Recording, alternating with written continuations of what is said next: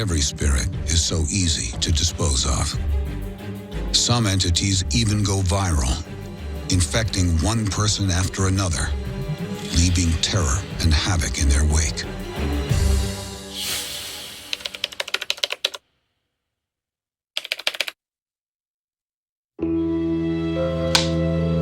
I've always had an interest in the paranormal, but, I never ever thought that I'd ever experience one. It started as an ordinary day.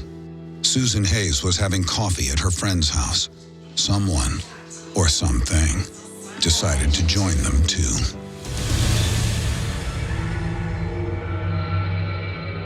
I could sense this entity, and it would start out like a coldness in the bottom of my foot, like it was entering my body, and it would keep creeping up my leg, and I would just close my eyes and recite the Lord's Prayer over and over again, Our Father art in heaven, and I kept redoing it, and it would just kind of go away again.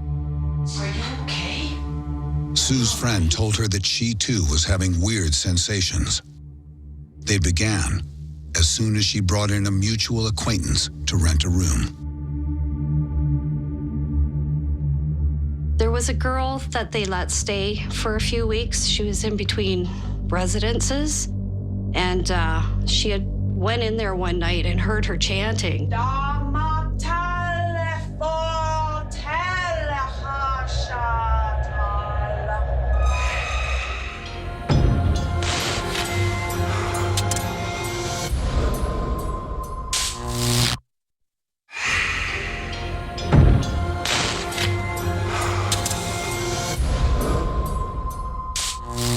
Susan Hayes had experienced strange sensations while at her friend's house. But that wasn't the only weird thing going on there. There was a girl that they let stay for a few weeks. She was in between residences, and she had went in there one night and heard her chanting. She peeked in the room, and she was doing some type of a ritual on the floor.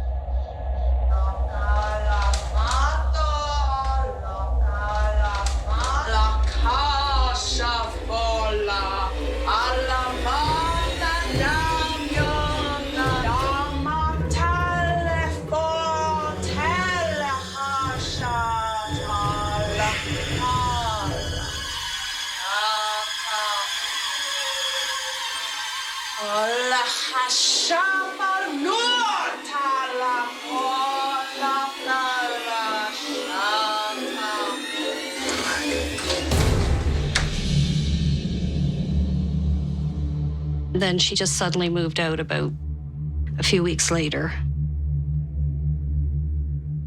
When you're dealing with ceremony and rituals, depending on the intention of that ceremony, if your intention is to be ill-willed or to just open the door to anything, you can invite anything into the house, even evil spirits, and most likely the people you don't want to come into that room.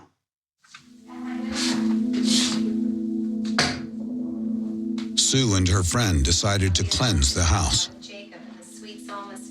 But they really should have left it to the experts.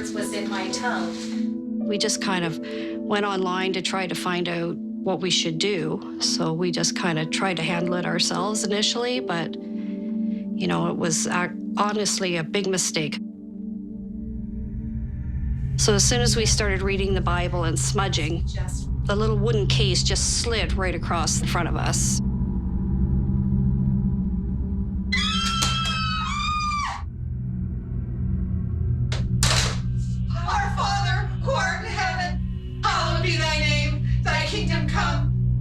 Needless to say, we kind of screamed and ran out the door. It terrified us quite a bit.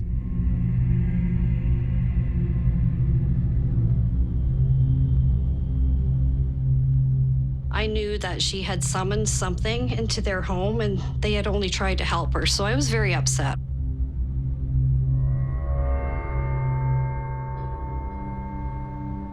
About 2 weeks after, my friend's family just decided to move. They just had had enough, and they decided not to try to fight it.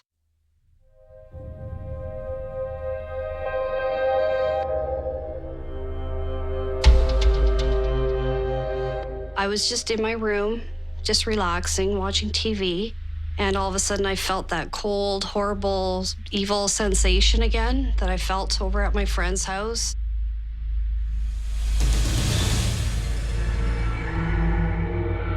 Our Father, who art in heaven, hallowed be thy name.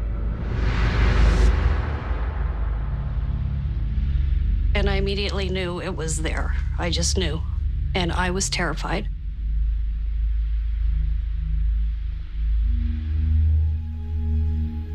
It seemed that the entity had found a new victim in Sue.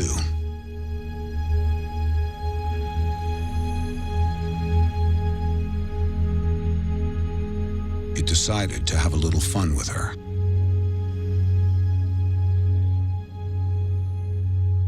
There would be scratching in the walls you could hear.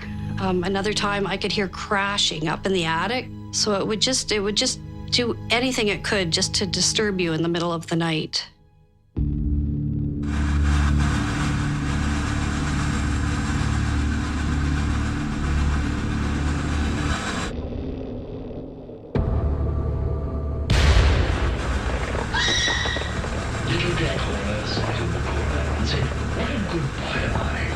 It was antagonizing me so badly that I honestly thought I was going to lose my mind. I had just bought in the house, so I was not going to move out. So I just, I was determined to get rid of this thing. Stop it! It was time to call in an expert. Sue contacted paranormal investigator Michelle DeRoche. When Sue sent me an email, I immediately felt drawn to her. Right off the bat, I could feel the desperation in it. When I reached out to Michelle, I just gave her a vague message. I think we have a ghost problem. Hi. Hi. Michelle brought along a psychic to help with the investigation. Nice to see you. This is Tyler. This is psychic. Tyler, he walked into my house and my cat went right to him, which was unusual in itself because my cat always hid from company. It's meowing at him like, meow, meow. And he starts answering it. He's like, oh, thank you, thank you. And I'm like looking like, what?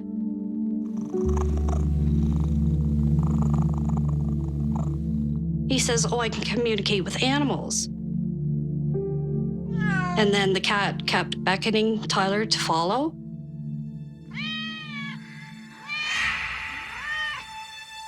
And, you're just like, what? And the cat showed him where the same woman who had done the ritual at the other house had hidden things in my home as well. It seems this person left several of Satan's calling cards.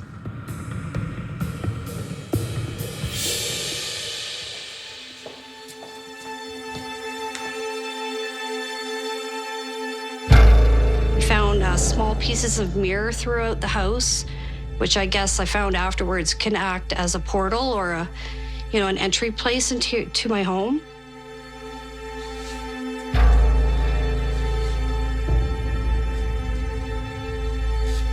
We had found jars of urine hidden up in the rafters as well. From what I gather, that was a way that she could kind of hold claim to my home. A lot of that has to do more with the occult, working around the black arts. They will leave things like that on the premises and they will take something out of the home. It's like an exchange almost. Terrified, Sue pleads with them to cleanse her house. He basically did a smudging ceremony, where he would come in with just a big sage smudge stick. Michelle and Tyler hadn't prepared for a full cleansing and would need to come back. So Michelle gave Sue some tips for how to keep this spirit at bay until she returned. Michelle instructed me to just to be very diligent, try to smudge daily. She gave me some exercises to do, like salt baths, stuff like that, so that it personally couldn't infest me. because it certainly did try all the time. And we taught her basically how to kind of keep her environment calm. But what Michelle didn't know when she left was that this virus from hell had attached to her and was about to infect her family.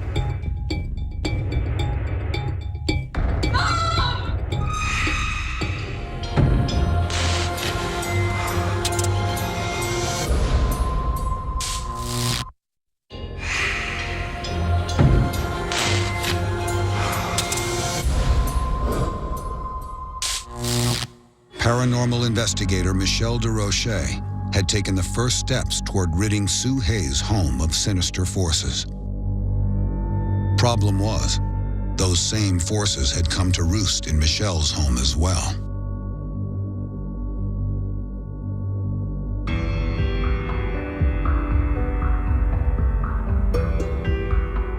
I was 14 years old when she started doing the investigations. I didn't believe in much of anything until things started happening to me. I could hear her calling my name. I can't see! I went over to her room and I said, "What's wrong?" She goes, "I can't see." I'm like, "What do you mean you can't see?" She goes, "I can't see." Mom, come here, I can't see! What's going on? I can't see, Mom. Nothing? No, I can't see anything. Like, I couldn't make out shapes. I couldn't make out anything other than the fact that I could tell, the sun was out. I could tell that it was a little bit lighter of a darkness than, complete pitch black. Okay. All right.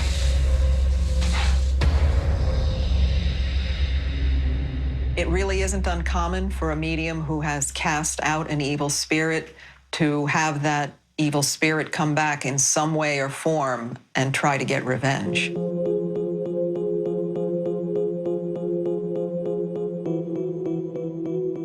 Brought her in, and he's like, "Her eyes look healthy."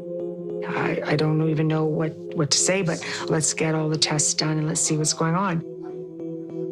They took pictures of the inside of her eyes. Everything was healthy.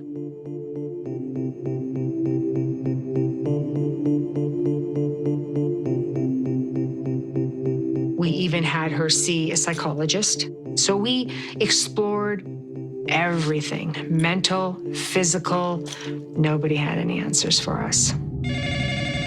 Unable to find a medical cause, Michelle's doctor suggested something not found in any medical textbook. He said, "I'm just going to throw this out there. Could you maybe have worked on something recently that might have caused this?"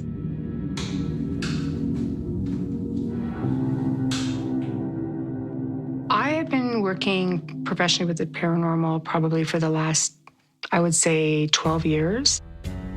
Never in a million years did I think that it would happen in my home. Michelle quickly organized a seance at her home.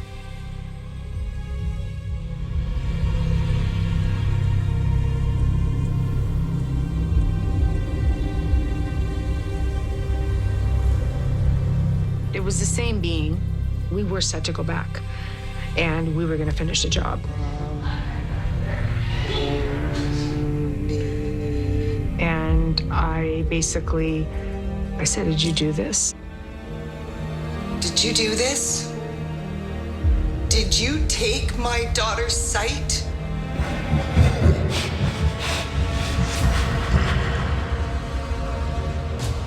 All it said was, "Stay away." I said, "Fix this, and I'll stay away. I won't go back." If you leave her alone, I'll leave you alone. Michelle wanted to deal with the devilish spirit, bring back her daughter's sight, and she would never return to Sue's house to finish her cleanse.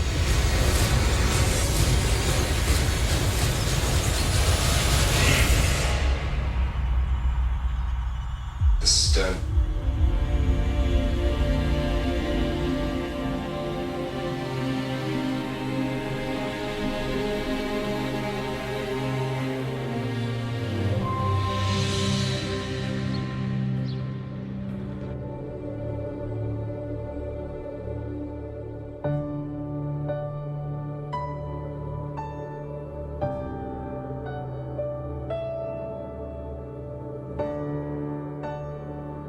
I gave my eyes a good rub, and it was like, it was never a problem in the first place. It was the weirdest, strangest thing.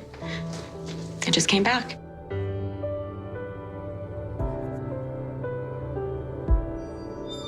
I was like, Mom, my eyes, they're working. I can see. Mom, I can see. And I stayed true to my word. I never returned. Never returned. And Susan Hayes learned to manage her uninvited house guest using the techniques Michelle taught her. She's kept the evil at bay ever since.